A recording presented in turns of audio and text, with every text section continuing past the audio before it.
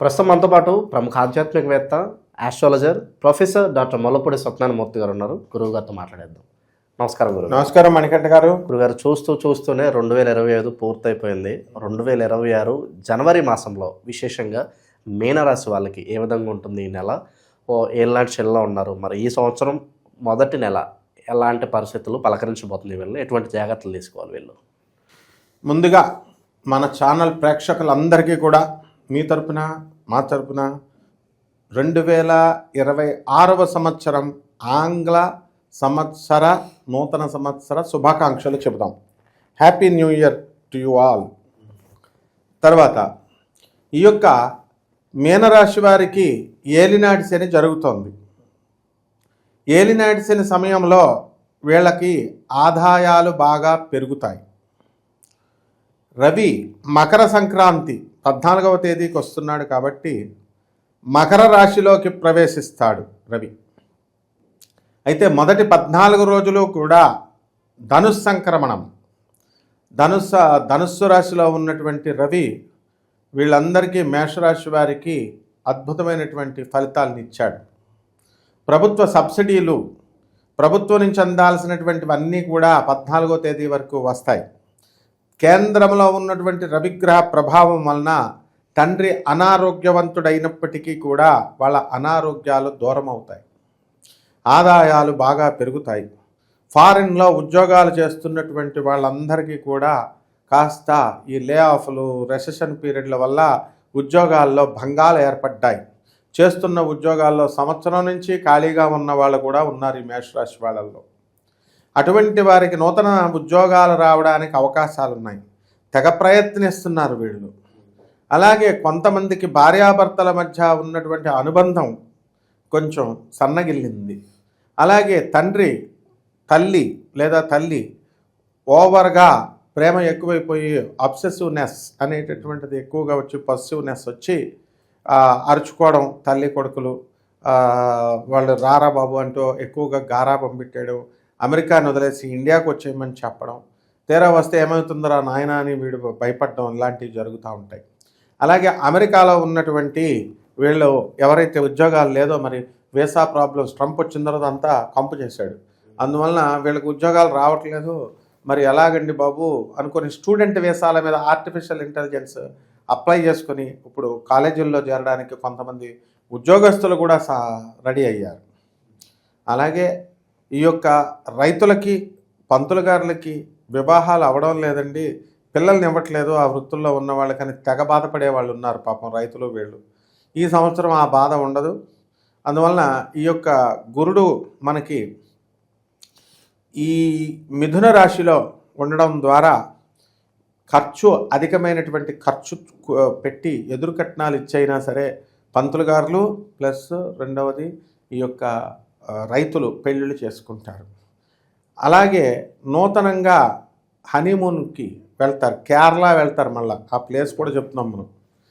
రైతులు పంతులు గారు కసిగట్టేశారు. ఎందుకంటే వీళ్ళకి వెళ్ళనివ్వట్లేదు. అంతా సాఫ్ట్వేర్ ఇంజనీర్ అడుగుతున్నారు. మరి వీళ్ళకి ఎవరు చేస్తారు మరి పాపం? కాబట్టి అలాగే ఈ యొక్క రాశి వారికి మహిళలందరూ కూడా ట్రాన్స్ఫర్లు కావడం లేదండి అని చాలా బాధలు పడుతున్నారు. అటువంటి వాళ్ళకు కూడా వాళ్ళు కోరుకున్న చోట్లకి ట్రాన్స్ఫర్లు రావడానికి అవకాశాలు ఉన్నాయి. కొత్త వ్యాపారాలు స్టార్ట్ చేయొచ్చా గురుగారు? ఎందుకంటే ఇప్పుడు ఏళ్ళనాటి జరుగుతుంది. సాధారణంగా పెట్టుబడులు పెట్టకూడదు అని అంటూ ఉంటారు. మరి వాస్తవం ఏంటంటారు? పెట్టుబడులు కొంతమంది పెట్టచ్చు. ఏళ్ళనాటి సమయం వచ్చింది కదా అని ఇప్పుడు కాపురాలు చేయడం మానేయట్లేదు కదా. లవర్స్, భార్యాభర్తలు వాళ్ళ daily routine work, eating and meeting జరుగుతుంది కదా.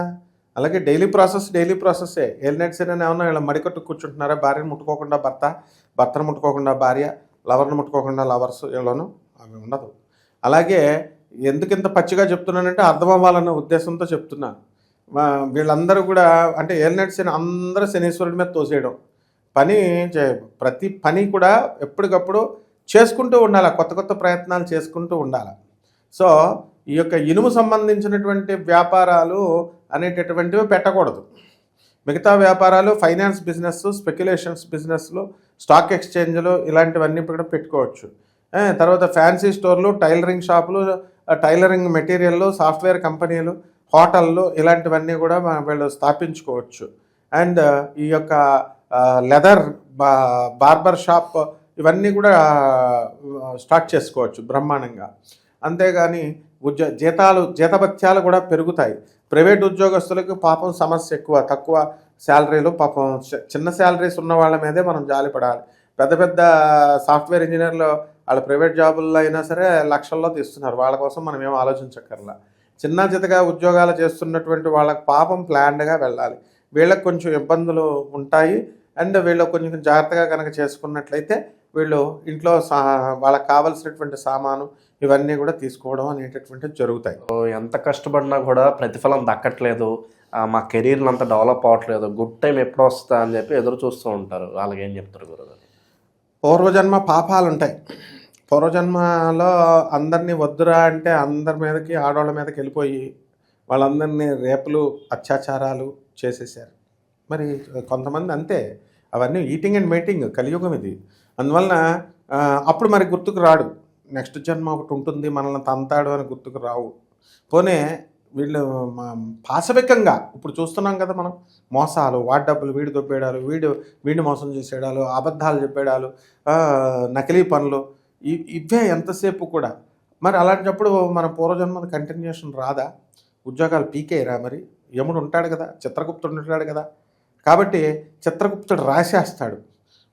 ఒక వ్యక్తి చిత్రగుప్తుడు టెంపుల్ ఉందండి ఇక్కడ మనకి లాల్ దర్వాజా దగ్గర, అక్కడికి వెళ్తే అన్నీ ఒక పూజ చేసేసి మొత్తం అన్నీ సెట్ అయిపోయిందండి, సెట్ అయిపోతాయండి అంటారు. చిత్రగుప్తుడు అన్న పిచ్చోడా, యముడు ఏమన్నా పిచ్చోడా? తాట తీసేస్తాడు. అలాంటివి ఏం ఉండవు. పూజలు చేసేసి కాకా పట్టేసి నువ్వు వేసే 10 రూపాయల కుంకుమ, 10 రూపాయల కాయకి నీకు అన్నీ డిస్మిస్ చేయడం ఏముండవు. మంచి పనులు చేసుకుంటూ కర్మ మంచిగా చేయాలి. ఇటువంటి వాళ్ళందరూ కూడా ఇప్పటి నుంచి మంచి పనులు చేసుకుంటే పేదలకి, అనాథలకి, సన్యాసులకి, వికలాంగులకి, తర్వాత పేదవారికి, వీళ్ళకి కనుక చేసుకుంటే సెట్ అయిపోద్ది. ఏ గుళ్ళు గోపురాలు తిరగాల్సినటువంటి పని లేదు. భార్యాభర్తల మధ్య సంబంధాలు ఏ విధంగా ఉండిపోతుంది? బయట పరిస్థితులు వస్తుంటే అక్రమ సంబంధాల వల్ల ఎక్కువగా ఇబ్బందులు ఏర్పడుతుంది. ప్రస్తుత కాలం ఎలా నడుస్తుంది గురుగారు వీళ్ళకి? అవి పెరుగుతూ ఉంటాయి. కలియుగం డేస్ పెరిగే కొద్దీ ఈ రోజు కంటే రేపటి కంటే ఎక్కువ, అలా కలియుగాంతానికి దగ్గరగా వెళుతున్నాం. కాబట్టి ఈ అక్రమ సంబంధాల వ్యామోహంలో వెళ్ళిపోతారు. మంచి భర్తలున్నా, మంచి భార్యలున్నా అవతల స్పౌసెస్ వాళ్ళు చెప్పింది వినరు. అండ్ మంచి వాళ్ళు పెద్దవాళ్ళు, ఇంట్లో పెద్దవాళ్ళు చెప్పేది ఎవరిది వినరు. ఎవరికి కావాల్సిన వాళ్ళతో వాళ్ళు మాట్లాడేసుకుంటారు. ఎవరికి కావాల్సిన వాళ్ళతో ఫోన్లు బిజీని బట్టి చెప్పేయచ్చు. ఫోన్లు బిజీగా ఎక్కువ మాట్లాడుతున్నారు అని అంటే కాల్ రిజిస్టర్స్ ఇస్తే తెలిసిపోద్ది. కాబట్టి ఇలా వీళ్ళందరూ కూడా ఎవరి పనుల్లో వాళ్ళు బిజీగా ఉన్నారనమాట. ఇవి అన్నీ మంచిది కాదని మనం చెప్తున్నాం. ఇమీడియట్గా ఈ అక్రమ సంబంధాలు ఏమన్నా ఉంటే క్షణమే ఇవన్నీ మానుకోవాలి. వీళ్ళు మానుకోకపోతే వీళ్ళకి కొంచెం ఇబ్బందుల్లో పడడానికి ఏలినట్స్ అని కదా చాలా శిక్షిస్తాడు. మామూలుగా ఇవ్వడనమాట, లెప్రసీ రప్పిస్తాడు. తర్వాత పెరాలిసిస్, నిన్నటిదాకా జస్ట్ 1 అవర్ ముందు దాకా కనబడినటువంటి వాడు మూతు వంకరైపోయి నాకు కనబడ్డాడు. పేర్లతో సహా చెప్తాను, కొత్త దాసుని యూసఫ్ గూడాలో ఇమీడియట్. చాలామంది అనమాట. ఇలాంటి వాళ్ళంతా కూడా ఆ టైంలో వాళ్ళు ఏం చేసేవారట, మరి అప్పుడు రౌడీలు ఆ రకంగా రాజ్యపాలన చేసేవారట. రేక్షిట్లని ఇలా ఎత్తేసేసి లోపలికి దూకేసి బోరబండ ఆ ప్రాంతాలలో, యూసఫ్గూడ, రహమత్ నగర్ ఆ ప్రాంతాల్లో అలా అత్యాచారాలు చేసేవారు వీళ్ళంతా. మరి ఈ రోజున పెరాలసిస్లు వచ్చినాయండి కొంతమంది రౌడీ షీటర్లకి, కొంతమందికి అన్నారు. ఎక్కడున్నారా రౌడీ షీటర్లు? ఇప్పుడు లేరుగా. కాబట్టి అందరూ కూడా చాలా దీనంగా వీళ్ళందరూ కూడా మరణిస్తారనమాట. కాబట్టి ఎవరో చేశారు, అందుకని మనం తప్పులు చేయాలా అని అనుకోకూడదు. మనం మంచి పనులు చేసుకుంటూ వెళ్ళాలి. హోప్ఫుల్గా మనము ఈ 2026 సంవత్సరంలో ఏలినాటి శని జరుగుతున్నటువంటి ఈ మీనరాశి వారికి అందరికీ కూడా మనకి అర్ధాష్టమ గురుడు నడుస్తున్నాడు ఇప్పుడు మిథున రాశిలో ఉండి. అతను పంచమ స్థానంలోకి ఇంకా రావడానికి సమయం పడుతుంది. కాబట్టి కుటుంబంలో కలహాలు ఉంటాయి, భార్యాభర్తల మధ్య కొట్లాట్లు ఉంటాయి, తల్లిదండ్రుల మధ్య ఫైటింగ్స్ ఉంటాయి, మనశ్శాంతి అనేటటువంటిది ఉండదు. ఆ తర్వాత ఈ యొక్క మీనరాశి వారికి జన్మంలో ఉన్నటువంటి శని వక్రించున్నాడు. కాబట్టి ప్రతి పని కూడా చాలా బద్ధకంగా అనిపిస్తూ ఉంటుంది. వ్యయంలో ఉన్నటువంటి రాహుగ్రహము మానసిక అశాంతిని తీసుకొస్తూ ఉంటుంది. కుక్కలు కరుస్తాయి. తర్వాత ఈ యొక్క మీనరాశిలో షష్ఠ స్థితిగతుడై ఉన్నాడు కేతువు సింహరాశిలో. మీనరాశి వారికి సో మూమెంట్ అలాగా వెళ్తూ ఉంటుంది, ఇంకా టైం ఉందన్నమాట మారడానికి. సో షష్ఠ స్థితిగతుడైనటువంటి ఈ యొక్క కేతుగ్రహ ప్రభావం వలన విదేశాలకి వెళ్ళేటటువంటి అవకాశాలు ఉన్నాయి. విదేశాల కోసం చాలామంది ప్రయత్నిస్తున్నారు, చాలా డిసప్పాయింట్ అయినటువంటి వాళ్ళు ఉన్నారు. బట్ వన్ బై వన్ వీళ్ళు వెళ్ళడం అనేటటువంటిది జరుగుతుంది. అదేవిధంగా ఈ యొక్క మీనరాశి వారికి మనకి మకర సంక్రాంతి నుంచి ఏమొస్తుందంటే లాభంలోకి ఈ యొక్క రవిగ్రహం వస్తుంది. రాజ్యస్థితిగతుడైనటువంటి రవిగ్రహము బ్రహ్మాండమైనటువంటి ఉద్యోగంలో ప్రమోషన్స్ ఇవన్నీ కూడా ఇస్తాడు, ఏం చూసుకోవాల్సిన అవసరం లేదు. ఇక జనవరి కాబట్టి గురుగారు సాధారణంగా ఏదన్నా ప్రాపర్టీస్ కొనుక్కోవాలి, కొత్తగా ఏదన్నా కొనుక్కోవాలి ఆలోచనలు ఉంటూ ఉంటాయి, కొంత షెడ్యూల్ పెట్టుకుంటూ ఉంటారు, ఈ సంవత్సరం నేను ఇలా ఉండాలి ప్రణాళికలు చేసుకుంటూ ఉంటారు, ఫలిస్తాయి అంటారా? వీళ్ళు ఎంత దానాలు చేసిన దాన్ని బట్టి ఉంటుందన్నమాట. ఒక మంచి పని చేస్తేనే ఒక రాత్రి పగలు రావాలంటే ఒక రాత్రి గడవాలి. ఆ విధంగా కేవలం మనకి ఏలినట్స్ జరుగుతుంది, మనం కొనేసుకుంటాం, ఎంతసేపు స్వార్థం పెంచకూడదు. ఇండ్యూస్ చేస్తారు మనకి, ఎంతసేపు కూడా సొసైటీ మనం ఇది కొనుక్కోవాలా అది కొనుక్కోవాలా ఇది చేయాలా, కానీ ఈ కొత్త సంవత్సరంలో ఎన్ని లక్షల రూపాయలు ఎన్ని వేల రూపాయలు దానం పేదవాళ్ళ కోసం పెట్టాము అని ఒకడు బడ్జెట్ వేసుకోడు. అది వేసిన రోజున వీళ్ళు ఇల్లు కొంటారనమాట. ఆ బడ్జెట్ ప్లానింగ్ ఉండాలి. ఎంతమంది సాధువులకు మనం ఇవ్వాలి, పేదవారికి ఇవ్వాలి, వికలాంగులకు ఇవ్వాలి, అనాథలకు ఇవ్వాలి. 12 నెలలు 12 మంది వెళ్ళనియండి, కంపల్సరీ కొంటారు. ఈ సంవత్సరంలో ఇళ్ళు లేనటువంటి వాళ్ళు ఇల్లు కొంటారు, స్థలాలు లేనటువంటి వాళ్ళు స్థలాలు కొంటారు, అండ్ సంతానం లేనటువంటి వాళ్ళందరూ కూడా IVF దగ్గరికి వెళ్ళడం ఇలాంటివన్నీ కూడా జరుగుతాయన్నమాట. గురుగారు విశేషంగా వీళ్ళకి అన్ని మంచి ఫలితాలు కలగాలంటే ఎటువంటి పరిహారాలు చేస్తే బాగుంటుందంటారు ఈ మాసం? మనకి డిసెంబర్ నెలలో సంవత్సరాంతం కాబట్టి మన ఫాలోయర్స్, మన శిష్యులు అమనండి, మన అభిమానులు వీళ్ళంతా కూడా నన్ను పర్సనల్గా కలవాలని కొంతమంది కోరుకోవడం, అలాగే వాళ్ళ సాదర అభిమానం మన మీద చూపించడం, జ్యోతిషాలు చెప్పించుకోవడం ఇవన్నీ కూడా జరిగినాయి. కేవలము మనము మిమ్మల్ని కలవకూడదని కాదు నాయన, నా షెడ్యూల్ చాలా బిజీ షెడ్యూల్, అందువలన ఈ యొక్క అష్టాదశ శక్తిపీఠాలు 12 జ్యోతిర్లింగాలు ఆన్ డ్యూటీ వెళ్తూ ఉంటాను నేను. అలాగే ఒక ప్రొఫెసర్గా మా స్టూడెంట్స్ మా గోల వల్ల తప్ప మీ అందరూ ఉంటేనే మేము ఉంటాము. కాబట్టి తప్పకుండా మీరందరూ మనం కలుసుకుందాము స్లోగా. జాతకాల కోసం కావాల్సినటువంటి వాళ్ళంతా కూడా మనకి ఆన్లైన్లో ముందు ముగించేసుకోండి, తర్వాత ఎప్పుడైనా మనం కలవచ్చు, నో ప్రాబ్లం. ముగించేసుకుంటే ఆ యాంగ్జైటీ పోతుంది, మీకు డైరెక్షన్ ఇవ్వడానికి కుదురుతుంది. నెక్స్ట్ కోటాను కోట్ల మంది కామన్ ప్లాట్ఫారం మీద చెప్పబడేటటువంటి జాతకాలు కాబట్టి ఇవన్నీ కూడా మనం ఏం చేయాలంటే అందరికీ కొన్ని అప్లై కాకపోవచ్చు.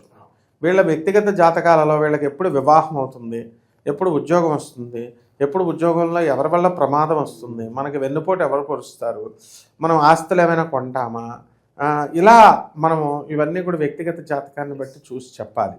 ఒక వ్యక్తి 80 కోట్లు ఒక ఎమ్మెల్యే దగ్గర కొన్నాడు, అంతా 80 కోట్లు నా శిష్యుడే, చూపించుకోకుండా వద్దురా అంటే కొనేసిన తర్వాత ఏం చేశాడు, అతను 80 కోట్లు తినేసిన తర్వాత రౌడీలు పెట్టి ఇప్పుడు కట్టుకుందాం అపార్ట్మెంట్లు అమ్మకానికి సేల్స్ కంటే రౌడీలు పెట్టడం వల్ల వాళ్ళు పాపం ఇంకా కోర్టుకు వెళ్ళాలి, ఇదంతా లాంగ్ ప్రాసెస్. బట్ వాడు పేరు ప్రసిద్ధులు ఉన్నటువంటి ఎమ్మెల్యే. మరి ఇలాంటివి వస్తాయి, కొనకూడదు అన్నప్పుడు గురువుగారు చెప్పినప్పుడు ఇలాంటివి కేవలం మనం చెప్పించుకొని ఫాలో అయితే బ్రహ్మాండంగా ఉంటుంది. కాకపోతే ఇక పరిహారాల దగ్గరికి వచ్చేసరికి ఈ యొక్క మీనరాశి వారికి ఏలినాటి శని జరుగుతుంది కాబట్టి కంపల్సరీ మనము శని స్తోత్రాలు చదువుకోవాలా, శని జపం చేసుకోవాలా, శనికి కిలోంపావు నల్ల నువ్వుల్ని నల్లని వస్త్రాలను ఇచ్చి పేద బ్రాహ్మణులకి శనివారం నాడు ఉదయం 8 గంటలకు దానం చేసుకోవాలా.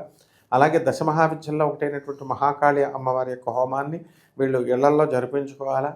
నెక్స్ట్ వీళ్ళు ఆ మహాకాళి మంత్రాన్ని తీసుకొని జపం చేసుకోవాలా. రావి చెట్టు చుట్టూ ప్రదక్షిణాలు చేస్తూ ఓం శనేశ్వరాయ నమః అంటూ ఆ రావి చెట్టుకి నీళ్లు పోస్తూ చేసుకోవాలి. ఆ విధంగా వీళ్ళు కనుక చేసుకున్నట్లయితే చాలు. ఆంజనేయ స్వామి వారికి, శ్రీ వెంకటేశ్వర స్వాముల వారికి ఇద్దరికీ కూడా మనము శనివారం నాడు చక్కగా పూజ చేసుకుంటే సరిపోతుంది. చాలా బాగా వివరించారు. ధన్యవాదాలు. ధన్యవాదాలమ్మా.